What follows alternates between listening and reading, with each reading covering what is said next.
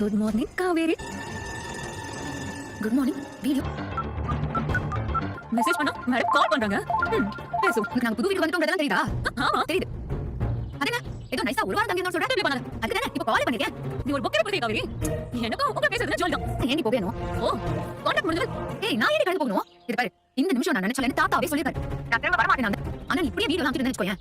உன்னை அங்க இருந்து விரட்டதுக்காக தான்ல அங்கீகாரம் இருக்கு. வா வா அவன சொல்லிட்டு மானம் விட்டு போய் திரும்ப இந்த வீட்டுக்கு வர யோசிக்கிறேன்.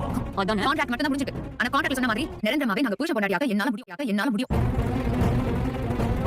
நான் அவருக்கு அப்படி ஒரு நெருக்கடியை கொடுக்கும். உன்னை அந்த வீட்டை விட்டு ஓட விடுறதையும் சேர்த்து தான் சொல்றேன். வெயிட் பண்ண இருக்குண்ணா. ஒரு வேலை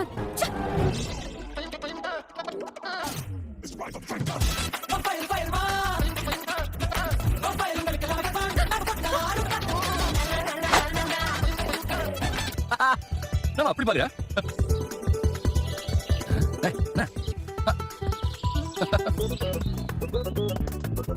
விஜய் எப்படி அப்படி கேட்டிருந்தா நான் மட்டும் கேஷுவலா நினைக்கிறேன். ஓ நம்ம புரியல. பரவாயில்லமா இந்த ஏரியாவே நல்லா என்ன யோசிச்சிட்டே வரேன். அந்த பசுபதி பத்தி வச்சிருக்கானே ஒரு பிசாசு. அவ இன்னும் அப்புறம் காவேரி என்னதான் அடடி உருட்டி வச்சா இப்போ அந்த பையனை பத்தின நினைப்பு அவளுக்குள்ள இருந்துட்டே இருக்கும்ல. அவ கரெக்டா இருப்பாமா. அவ கரெக்டா இருந்து தாண்டி ஆகணும். அவனா பொம்பளை பிள்ளைங்க வா சந்தர்ப்பத்தை பயன்படுத்தி ஒப்பந்தம் போட்டு பொண்டாட்டிய இப்ப அந்த வெண்ணில வீட்டுக்குள்ள வச்சுட்டு சீராட்டிட்டு இருக்கான். எதிரி மா நாம தான் வேலைக்கு வந்துட்டோம்ல. அவளும் வீட்ல இருந்த விஜய் அவளை தேடி வந்து தொல்லை பண்ணுவாரு. ஆனா இப்போ பாடி மா என்ன அப்படி பாக்குறீங்க? என்ன தெரியல. நான் விஜய் உங்க பொண்ணோட ஓத்திக்காரங்க. நேரா நேரத்துக்கு மத்ததெல்லாம் மாத்தி போல. ஷாக். எனக்கு பால் பாக்கெட் இல்ல பால் பாக்கெட்.